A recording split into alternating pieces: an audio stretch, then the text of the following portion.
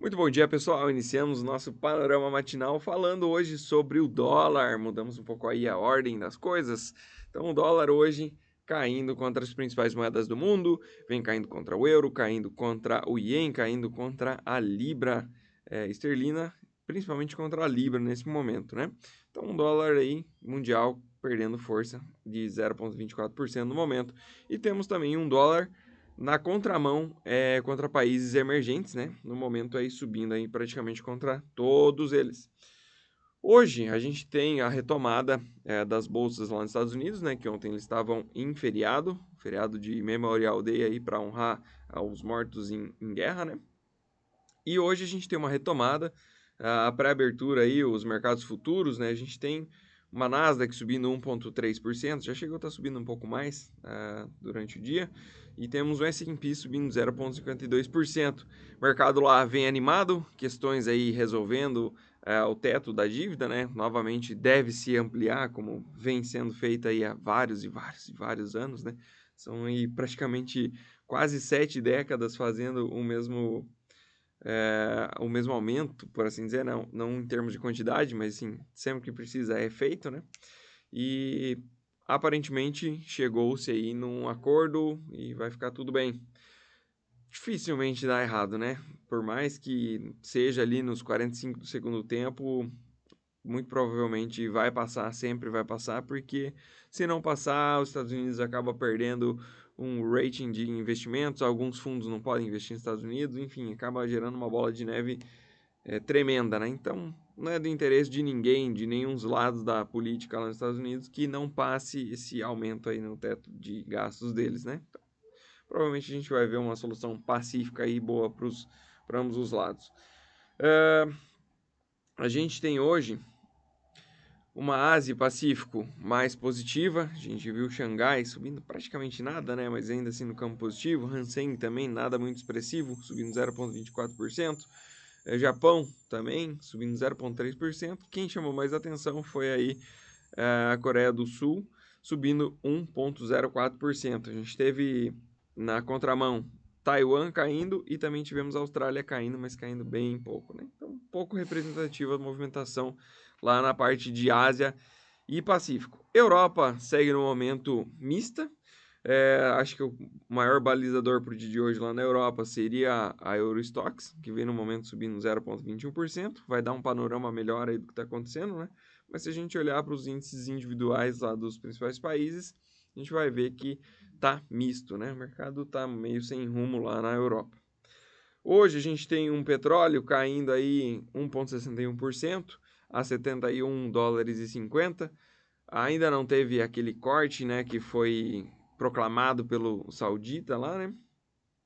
E o preço vem caindo. Aparentemente aí o mercado não comprou a ameaça que ele fez, né?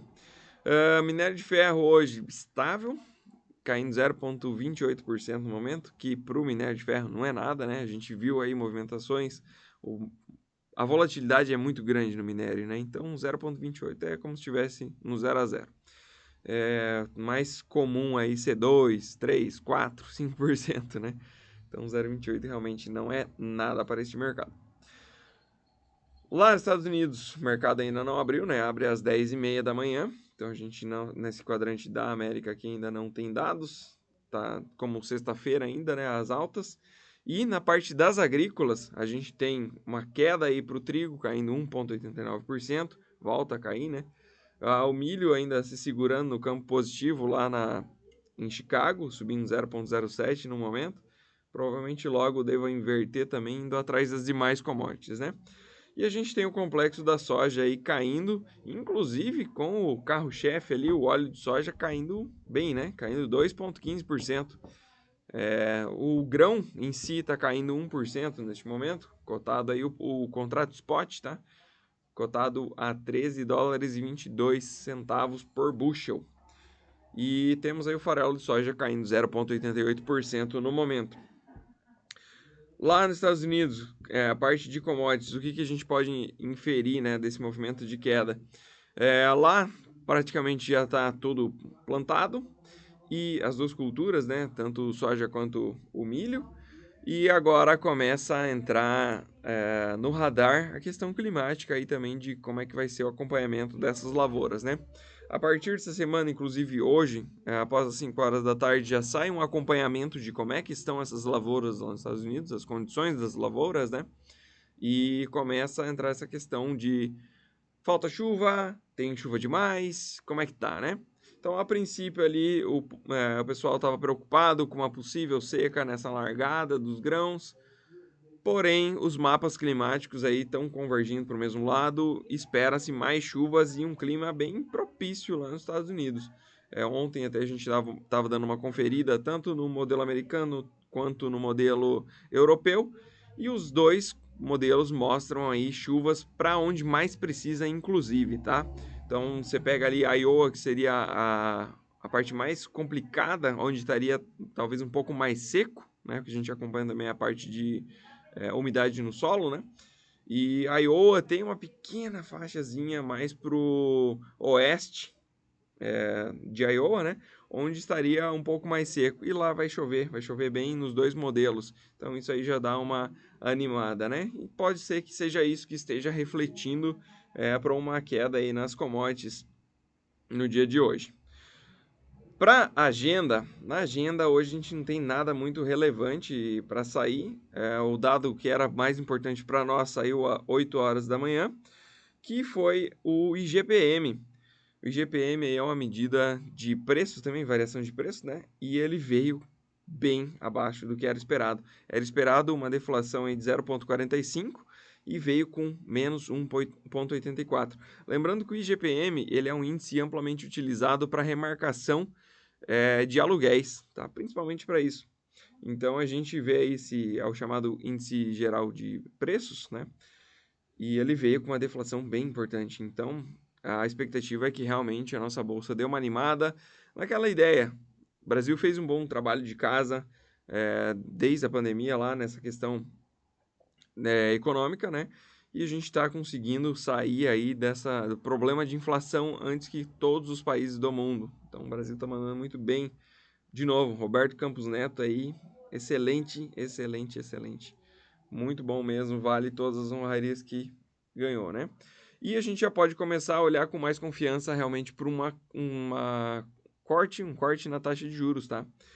E, enfim, isso aqui deve animar bem o nosso mercado. Para os Estados Unidos, a gente tem confiança do consumidor, que é para sair ali pelas 11 horas da manhã.